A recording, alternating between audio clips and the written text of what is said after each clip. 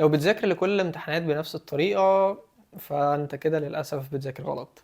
خليني أقولك في الفيديو ده إيه الأنواع المختلفة للامتحانات وإزاي بحضر لكل نوع منهم.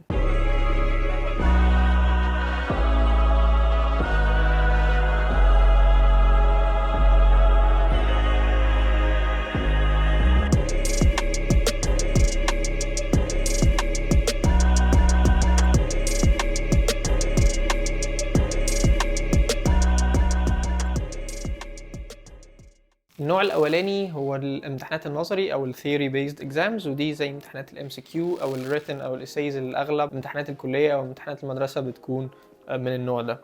النوع الثاني هو امتحانات السكيل بيزد اكزام أو الامتحان اللي بيقيس نوع أو مهارة معينة عندك، زي امتحانات العملي في الكلية أو زي امتحانات اللغة بصفة عامة زي الايلتس تويفل او اي تي. بالنسبة للتحضير لكل نوع فيهم، فبالنسبة للنوع الأول هو امتحانات النظري.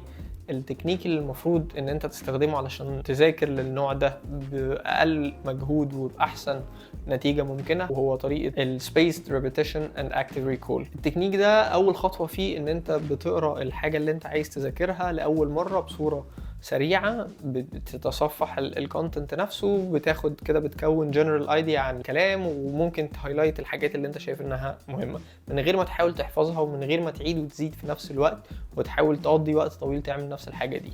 دي اول ستيب. تاني ستيب بتقرا نفس الحاجه اللي انت قريتها المره الاولى مره تانية بعد يوم او بعد يومين، برضو لايتلي، من غير ما تحاول ان انت تفتكر كل حاجه او تحفظ كل حاجه وتعيد وتزيد وتضيع وقت كبير فيها. بتعمل كده للمره الثانيه، وفي المره الثانيه كمان بتعمل هايلايت على الحاجات المهمه او الكي نوتس اللي انت شايف ان انت اللي ممكن تخليك تفتكر الكونتنت ده بعد كده. ثالث خطوه هو انت تعمل ريفيجن مره ثالثه بعد عدد معين من الايام، وفي المره دي تطبق الاكتيف ريكول. وده عباره عن لو انت مثلا بتذاكر اسئله معينه، فانت بعد ما تقرا السؤال بدل ما تقرا الاجابه تحاول تفتكر انت الاجابه. بالطريقه دي تكون انت بتستيميوليت دماغك وبتحاول تعمل اكتيف ريكول علشان المعلومه تطلع، وبكده نسبة انها تفضل وتقدر تستذكرها مرة تانية في الامتحان او حتى قبل الامتحان في ريفيجن تاني بتكون احسن واسهل كتير. طبعا في الطبيعي بنحاول نحفظ الكونتنت او السبجكت كله مرة واحدة، او بناخد جزء كبير ونحاول نعيد ونزيد فيه من اول مرة ونحاول نحفظه، وبعد كده بنحاول لما نرجع نحاول نعمل اكتيف ريكول. ليه بيبقى صعب؟ لان احنا بنكون قريناه مره واحده حتى لو المره دي قضينا فيها فتره طويله، ودي الطريقه اللي اغلبنا بيعملها، ولكن هي طريقه مش صح. انما لو جربت طريقه السبيس ريبيتيشن والاكتيف ريكول، وهي مقسومه لجزئين. السبيس ريبيتيشن معناه ان انت بتعيد الحاجه نفسها على كذا مره، ما بين كل مره والتانيه عدد معين من الايام على حسب اتاحه الوقت بتاعتك. تاني حاجة الاكتيف ريكول، هو ان انت في المرات المتقدمة المرة الثالثة او الرابعة لما تيجي تقرا نفس الحاجة بدل ما تقرا الإجابة أو تقرا الجزء اللي أنت عايز تفتكره، تحاول ما تقراهوش وتعمل له اكتيف ريكول وتحاول تفتكره وتشوف أنت هتقدر تجيبه ولا لأ. بالنسبة للنوع التاني من الامتحانات هو الامتحانات أو النوع السكيل بيزد أو الامتحانات اللي بتقيس مهارات معينة عندك. فطريقة تحضيره دايما أول خطوة فيها ضروري إن أنت تعرف الفورمات بتاعت الامتحان ده. وده معناه إنه مثلا لو هنتكلم عن امتحان زي امتحانات اللغة زي الايلتس أو الاو اي تي أو التويفل، فتبقى عارف إن الامتحان ده مقسوم لأربع أجزاء، كل في جزء speaking، جزء writing، جزء listening، وجزء reading. تحاول تفهم أكتر كل جزء بيحاول يقيس فيك إيه بالظبط أو بيحاول يمتحن إيه. زي مثلا في الرايتنج لازم تعرف الفورمات اللي انت بتكتب بيها، عدد الكلمات المطلوبة، النوع الجرامر، وهكذا. بعد ما تعرف الفورمات بتبتدي تعمل براكتسنج او تتدرب على نفس طريقة الفورمات ده. وده ليه مهم؟ لان الامتحانات دي مش بس بتقيس مادة علمية او معلومة انت بتحفظها او بتقراها، يعني معمولة مينلي علشان تقيس مهارة معينة، والمهارة دي بتعمل لها ديفلوبمنت مش عن طريق ان انت تقرا معلومه او تذاكر حاجه معينه وتحفظها، لكن بتعمل لها ديفلوبمنت عن طريق التدريب على نوع المهاره.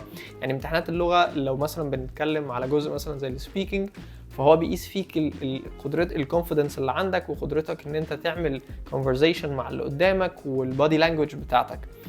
دي حاجات انت محتاج تتدرب عليها علشان المهاره دي تتحسن وعلشان تقدر يعني تأدي كويس في الامتحان ده. قيس على ده كل المهارات اللي بتتقاس في باقي الامتحانات اللي هي بتكون امتحانات مهارات او امتحانات السكيل بيزد اكزامز. بالنسبه لوقت التحضير، غالبا امتحانات اللي هي بيبقى فيها مهارات او السكيل بيزد اكزامز بتحتاج وقت اطول، علشان دي بتكون عباره عن مهاره وانت بتحاول تنميها. ولكن في النهايه اللي بيحكم المدة الزمنية المطلوبة لتحضير الامتحان بالنسبة للامتحانات الكلينيكال أو الامتحانات اللي فيها مهارات بتكون غالبا مبنية على البيز لاين ليفل بتاعك في السكيل دي. آخر حاجة أتكلم عنها هي الوقت. مش معنى إن عندك وقت أكبر يبقى أنت كده هتذاكر أكتر، للأسف ده ما بيحصلش وده مش حقيقة. وبقول كده علشان لو عندك امتحان أو مخطط إن أنت تدخل امتحان معين أو تحجز امتحان معين وخايف إن أنت ما عندكش وقت كفاية أو مضغوط في الشغل أو عندك التزامات تانية ومستني الوقت الأنسب،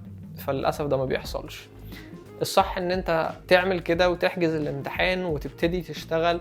طبعا تحط بلان منطقية للوقت، ولكن ما تستناش ان يبقى عندك اتاحة الوقت الكاملة ان انت تخش الامتحان، لان دي رفاهية مش بتحصل ومش هتحصل، وده مش واقع. فالصح ان انت تحجز الامتحان وتبتدي التحضير، وبناء على الوقت المتاح او الفاضل قدامك التاسك نفسه بتاع تحضير الامتحان somehow بيفت في الوقت الباقي قدامك ده بطريقة مناسبة، وده اللي بيحصل كالعادة.